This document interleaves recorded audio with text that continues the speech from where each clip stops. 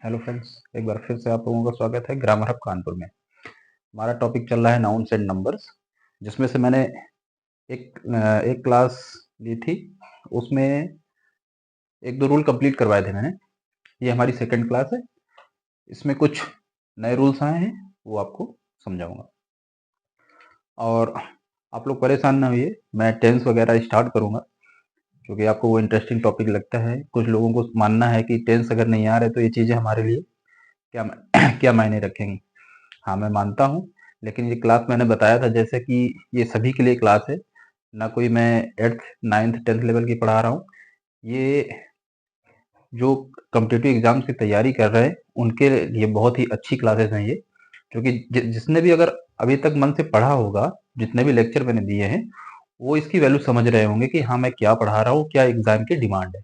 ठीक है, तो आप अभी ये पढ़िए।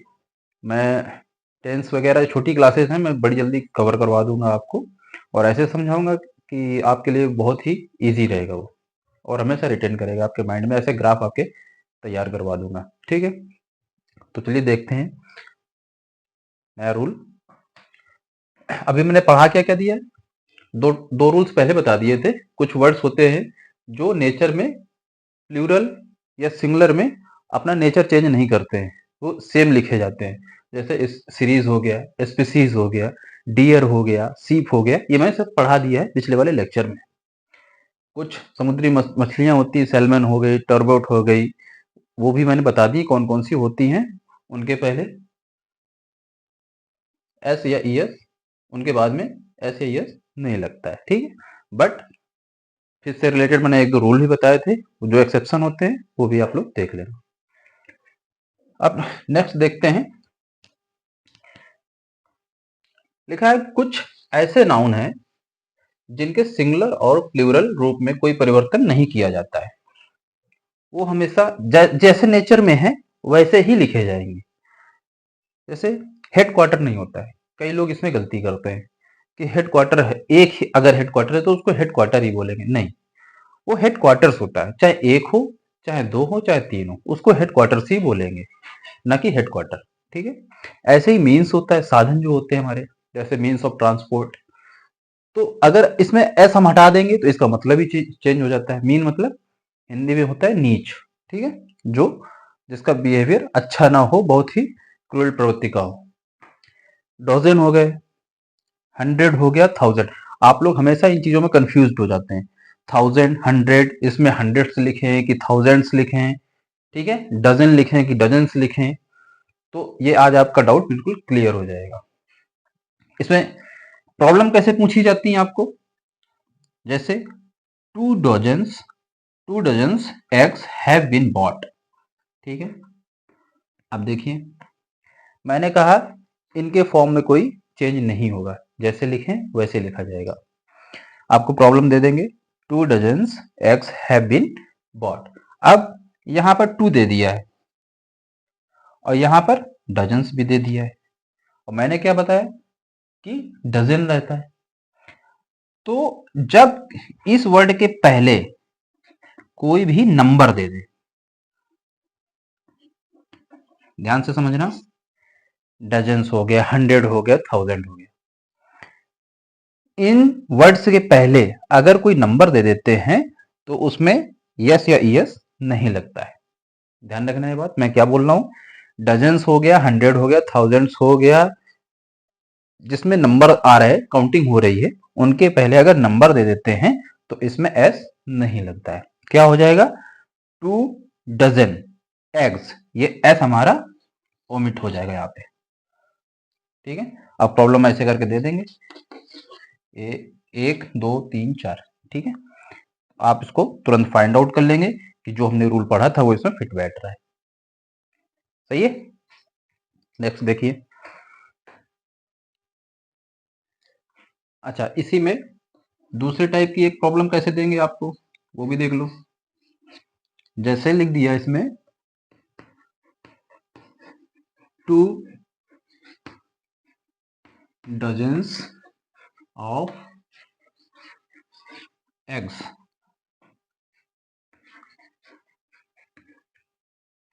हैव बीन बॉट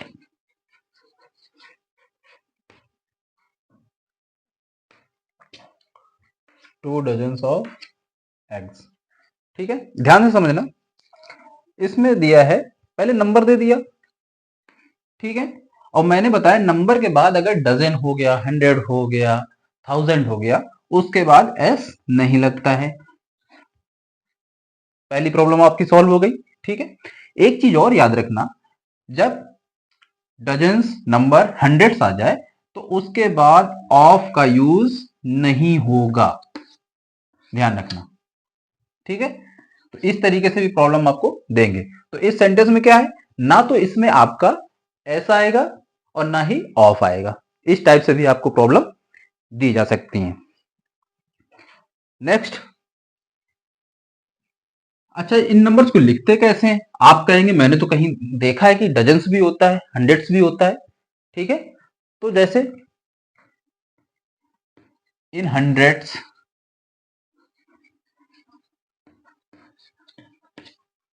ये आपका सही हो गया, इन 100 नंबर्स।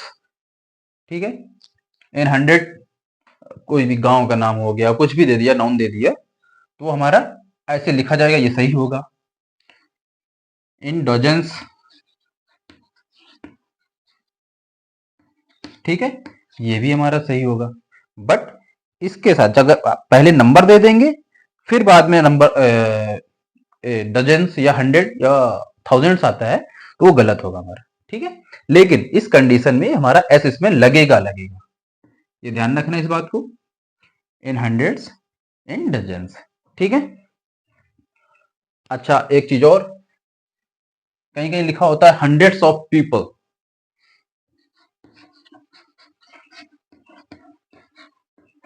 Hundreds of people. ठीक है,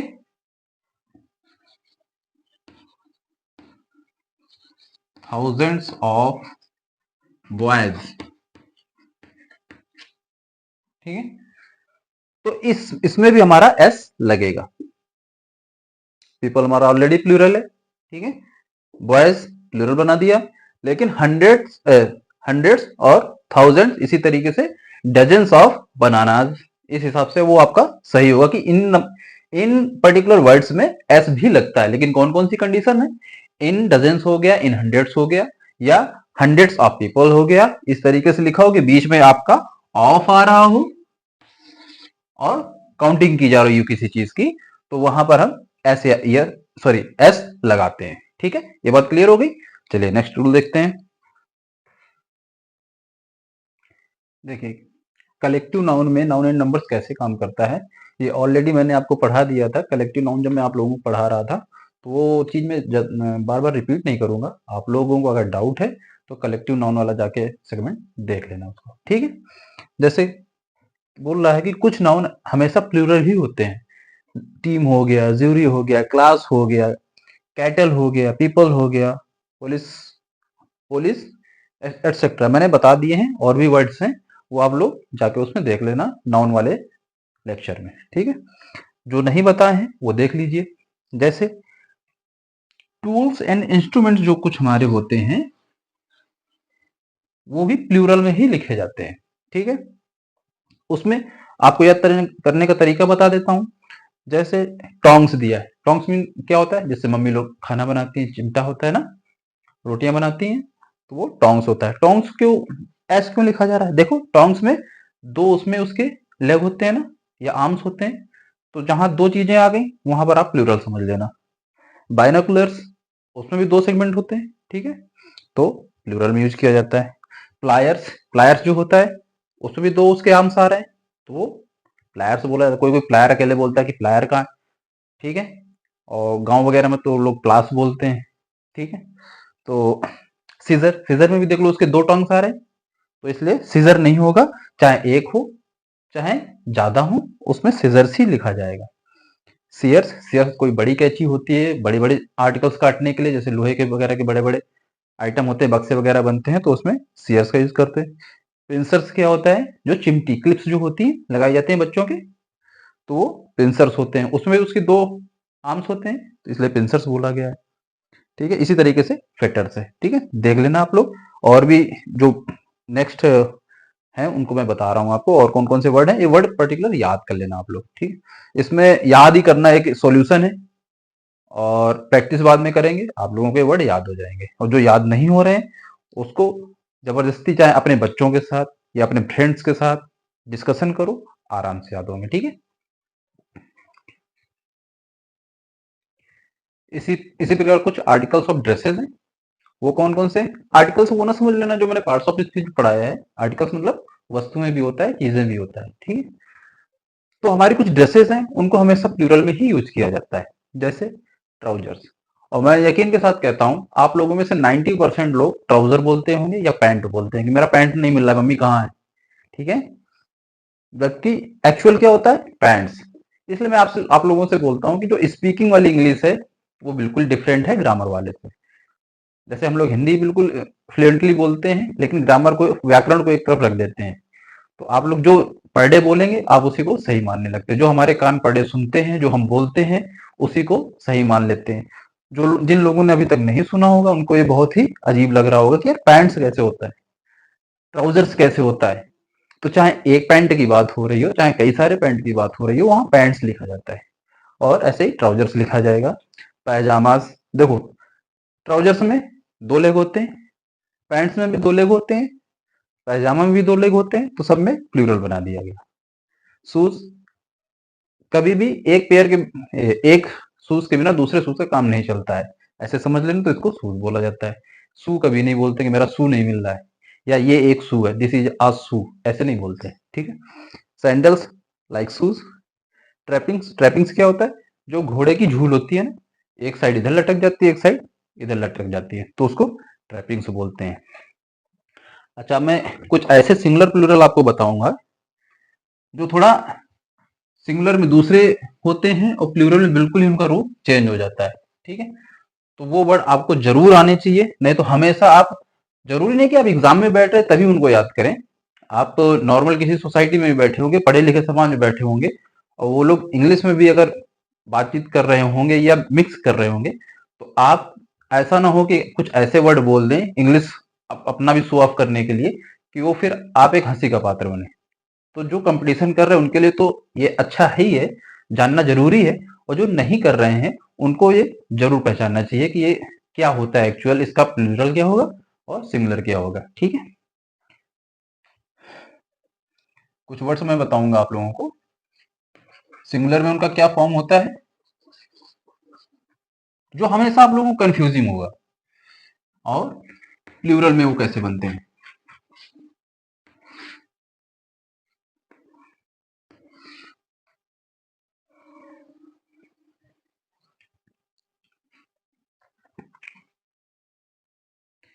देखिए, इस सेगमेंट में कुछ कंफ्यूजिंग वर्ड्स आएंगे आप लोगों को, तो उनको ध्यान से पढ़ना।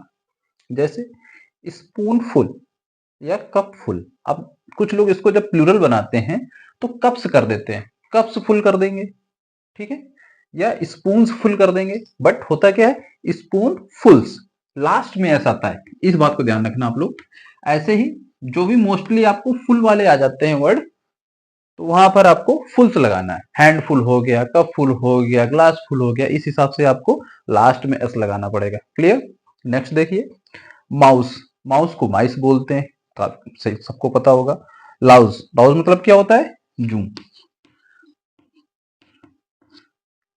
ठीक है, जो लोग ज्यादा नहाते नहीं है उनके सर पे जू मिलते हैं।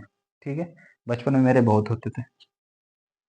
लाउस को बोलते हैं लाइफ। ठीक है, फुट, टूथ सबको पता है। डोरमाउस, डोरमाउस क्या होता है, जो चूहे जैसा ही होता है, गिलहरी जैसे उसके बाल होते हैं, वो मतलब ज्यादातर सोता रहता है। ठीक है, उसको डोरमाउस बोलते हैं। और माउस से इसका माइस बन गया है, क्योंकि माउस को मैंने क्या बताया था, माइस, तो डोर माइस। ठीक है, नेक्स्ट देखते हैं। एक होता है क्राइटेरियन, उसका प्लूरल होता है क्राइटेरिया, लेकिन कई सारे लोगों को ऐसे आप बोलते सुन जाएंगे इसके क्राइटेरियाज क्या क्या है। ठीक है, जैसे कोई नोटिफिकेशन आता है सर्विस का, तो आप लोग सबसे पहले पूछते हैं कि इसके क्राइटेरियाज क्या हैं, इनके मानदंड क्या हैं।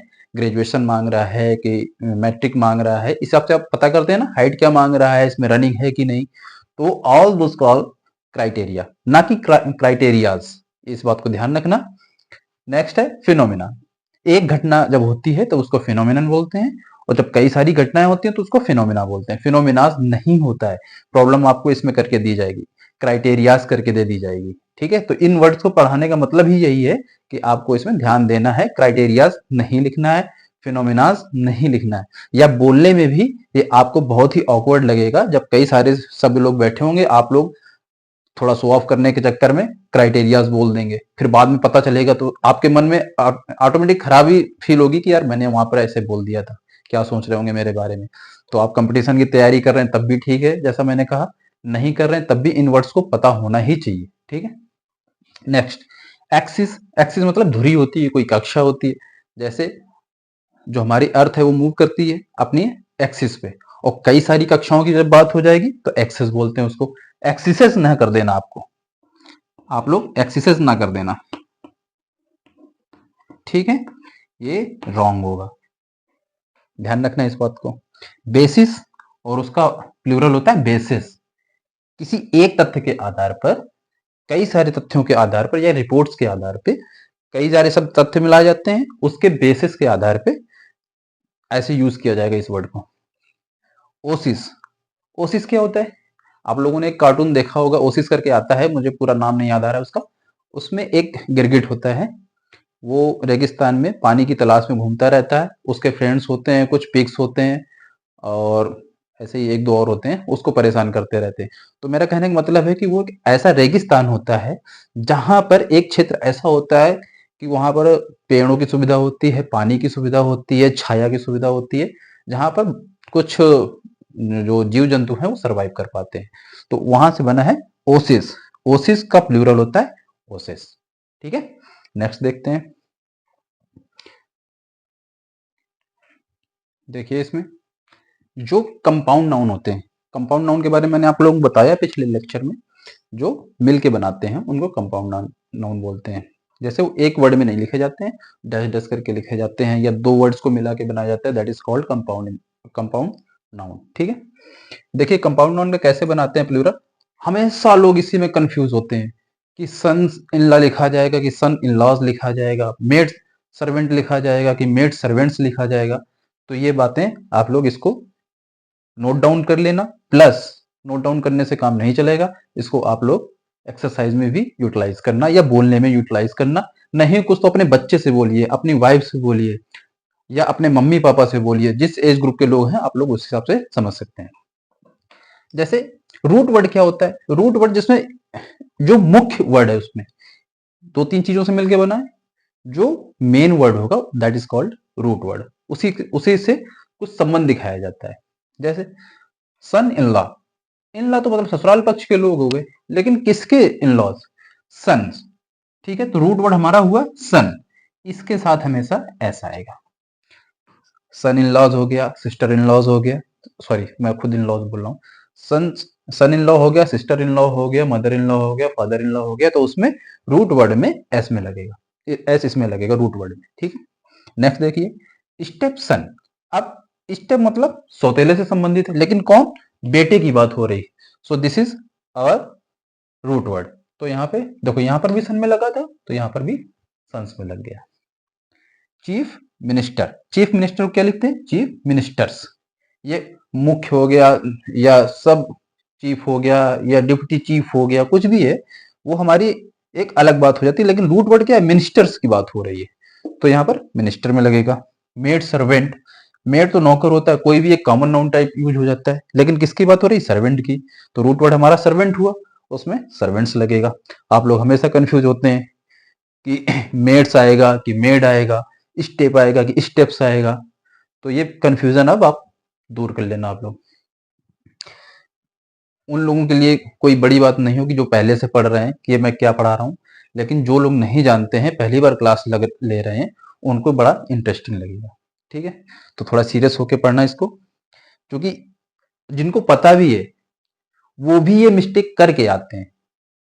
यकीन मानो मेरा, जो लोग ओवर कॉन्फिडेंस में जाते हैं मुझे पता है, लेकिन वो लोग जब एग्जाम देकर आते हैं, फिर जब सिली मिस्टेक हो जाती है ना, तो सर पकड़ते हैं कि अरे यार ये तो आता था मुझे, इसको मैं गलत कराया। सुना होगा कई बार अपने दोस्तों से, अरे यार ये तो मुझे बिल्कुल आता था, रोज मैं इसको यूज भी करता था इस वर्ड को। या कोई हिस्ट्री का क्वेश्चन हो गया, ज्योग्राफी का क्वेश्चन हो गया, कुछ भी है, कहेंगे यार ये तो मुझे बिल्कुल आता था, गलती से गलत हो गया है। ठीक है, तो ओवर कॉन्फिडेंस भी नहीं दिखाना इसमें। गर्लफ्रेंड, अब कुछ लोगों के मुंह में मुस्कान आ गई होगी कि गर्लफ्रेंड की बात हो रही है। ठीक है, तो कोई गर्लफ्रेंड रखता है, कोई गर्लफ्रेंड्स रखता है। ठीक है, तो गर्लफ्रेंड्स होता है, ना कि गर्ल्स फ्रेंड होता है। इसको नोट डाउन कर लीजिए। नेक्स्ट रूल हमारा देखिए, जब मैन एंड वुमेन से बने कंपाउंड नाउन के दोनों पार्ट्स में प्लूरल फॉर्मेशन कैसे होता है। मतलब मैन एंड वुमेन से अगर जो हमारे कंपाउंड नाउन बन रहे हैं उनके दोनों पार्ट में फॉर्मेशन होता है। क्या हो रहा है देखो, मैन सर्वेंट जब लिखा जाता है तो एक, अगर मैन सर्वेंट की बात हो रही है तो वहां पर मैन सर्वेंट, अगर इसको प्लूरल बना रहे हैं तो इस पार्ट का भी प्लूरल बनेगा और इस पार्ट का भी बनेगा। मैं दावे के साथ कह सकता हूं कि इसमें 90% लोगों को ये बात नहीं पता होती कि जब मैन एंड वोमेन से जो वर्ड्स आते हैं कंपाउंड नाउन के, उनका जब प्लूरल बनता है तो कैसे बनता है। ऐसे ही विमेन सर्वेंट आएगा तो क्या हो जाएगा, विमेन विमेन सर्वेंट्स हो जाएगा, विमेन सर्वेंट का विमेन सर्वेंट्स हो जाएगा, विमेन डॉक्टर का विमेन डॉक्टर्स हो जाएगा। बट यहां पर एक कंडीशन लगी है, जहां पर हेटर या लवर की बात हो जाए वहां पर केवल जो हेटर या लवर्स होते हैं, हेटर या लवर, इनको ही प्लूरल बनाते हैं, मैन या वुमेन को नहीं बनाते। प्रॉब्लम आपको यहां करके दी जाएगी, दी गई है और आएंगे भी। तो हेटर्स एंड लवर्स वाली प्रॉब्लम आप लोग देख लेना कि जहां पर हेटर एंड लवर वाली बात आ जाए वहां पर मैन का मेन नहीं होगा, वुमेन का वुमेन नहीं होगा, वुमेन ही लिखा जाएगा। इसका प्लूरल केवल या तो हेटर्स बनेगा या लवर्स बनेगा। ठीक है, नेक्स्ट देखिए, कुछ हमारे वर्ड होते हैं जो लास्ट में एफ कैरी करते हैं। ठीक है, एफ करते हैं या एफ ही होता है। देखो, या तो एफ ही मिलेगा या फिर एफ मिलेगा। तो लाइफ क्या बन जाता है, लाइव्स। जितने भी वर्ड हैं आप देख लो एफ आ रहा है सब में, एफ आ रहा है या एफ ई आ रहा है। तो एक रूल होता है कि जिन वर्ड्स के बाद में, जिन नाउन वर्ड्स के बाद में एफ लगा हो या ई एफ लगा हो, या सॉरी एफ लगा हो या एफ ई लगा हो, तो उनकी जगह पर वी ई एस जोड़कर प्लूरल बना दिया जाता है। तो ध्यान रखना क्या बताया मैंने, एफ होगा या एफ ई होगा, इनका जब क्या बनेगा प्लूरल, तो क्या बनेगा, एफ या एफ ई की जगह पर वी ई एस जोड़ दिया जाता है। इसको हटा देते हैं, एफ या एफ ई को हटा देंगे तो हमने यहां से एफ ई को हटा दिया, क्या जोड़ दिया, वी ई एस।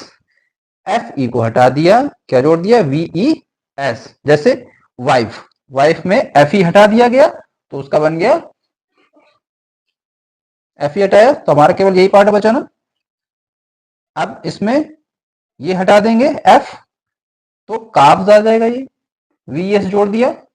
सिंपल सा फंडा है, इसमें आपको सारे वर्ड्स याद नहीं करने, बस ये रूल याद कर लेना, जिन वर्ड्स के बाद में एफ हो या एफ ई हो तो उसका जब प्लूरल बनाते हैं तो उसकी जगह पर वी ई एस जोड़ देते हैं, और इसमें रटने की जरूरत नहीं है। बस एक लाइन ये याद करनी है, लाइन भी नहीं याद करनी, अगर ये पिक्टोरियल आप अपने माइंड में रखेंगे तो भी बना रहेगा माइंड में, इसलिए सारे को याद करने की जरूरत नहीं। बस आपको रूल पता होना चाहिए कि लास्ट में एफ आ रहा है, इसको हमको प्लूरल बनाना है तो इसकी जगह पर वी ई एस आ जाएगा, बाकी हमारी स्पेलिंग सेम रहेगी। देखो ये सब सेम रहे हैं, ठीक है, यहां तक सब सेम आ रहा है, बस लास्ट में यही तो जोड़ा जा रहा है। इसमें क्या कोई कंफ्यूजन है आप लोगों को? और आप लोग थोड़ा बहुत फीडबैक जरूर दे दिया करें कि मेरी बात आपको समझ में आ रही कि नहीं आ रही, मैं अपनी बात आप तक पहुंचा पा रहा हूं कि नहीं। जब कुछ हमको अपने आप में करेक्शन करना हो तो भी बता दिए, तो मैं उसमें हो सकता है सुधार करूं। तो फीडबैक जरूर प्लीज दिया करें, ठीक है। तो इसको नोट डाउन कर लीजिए। देखो नेक्स्ट रूल में क्या बताया गया है, अभी तक आपने पढ़ा जिन वर्ड्स के बाद में एफ या एफ ई लगा हो तो वहां पर एफ या एफ ए को हटा के वी ई एस जोड़ देते हैं, लेकिन अब यहाँ पर थोड़ा ट्विस्ट है। वो वर्ड सब इजी थे, जो आपको एक सरसरी निगाह से देख लेंगे तो आपको माइंड में बने रहेंगे। कुछ नाउन्स के अंत में एफ ई या एफ होने के बावजूद भी वी ई एस का यूज नहीं करते हैं, क्या करते हैं एस लगाकर उसका प्लूरल बनाते हैं, ठीक है। देखिए कौन कौन से वर्ड्स हैं वो। चीफ हो गया तो उसका चीफ्स हो जाता है, केफ हो गया उसका केफ्स ही रहेगा, सब में मतलब एस जुड़ के इसका प्लूरल बनाएंगे। ये कौन कौन से वर्ड्स हैं आप इसको नोट डाउन कर लीजिए और मेमोराइज कर लेना, ठीक है। देखिए ये थोड़ा इंटरेस्टिंग रूल है और इस पे इतनी ज्यादा प्रॉब्लम पूछी गई है कि गोल्डन रूल है। आप इस पूरे नाउन एंड नंबर्स में और कुछ याद रखना चाहे ना रखना, छोटी मोटी चीजें तो याद हो ही जाएंगी, लेकिन ये जो चीज है ये बहुत ही इंपॉर्टेंट है और मोस्टली पूछी जाती है, हर एग्जाम में पूछी जाती है, इसलिए बहुत ही इंपॉर्टेंट, इसको थोड़ा ध्यान देना। जैसे जब किसी सेंटेंस में कोई नाउन दिया हो उसके बीच में प्रीपोजिशन दिया हो, ठीक, और सेम वही नाउन दिया हो, ये ध्यान रखना, ये नाउन हमारा सेम हो, same noun, that's why I have mentioned here same noun, ठीक है। तब दोनों ओर नाउन सिंगुलर ही आते हैं। ये बात फिर से आप लोग रिपीट कर लीजिए, जब ये नाउन सेम दिए हों और बीच में प्रीपोजिशन हो तब दोनों नाउन हमारे सिंगुलर ही लिखे जाएंगे। इसमें इतनी प्रॉब्लम पूछी गई है, आप देखना कोई प्रैक्टिस सेट उठा के पिछले वाले जो लास्ट एग्जाम्स में पूछी गई हैं, आती हैं बुक्स कोई भी देख लेना, उसमें सबसे ज्यादा नाउन एंड नंबर्स में इसमें कंफ्यूजिंग है चूंकि, और थोड़ा इजी भी रहता है, जिसको पता है उसके लिए इजी है, प्रॉब्लम बहुत ज्यादा पूछी गई। जैसे प्रॉब्लम क्या देंगे आपको, डेज बाई डेज, देखो ये क्या हुआ, नाउन आ गया, वही सेम नाउन आ गया,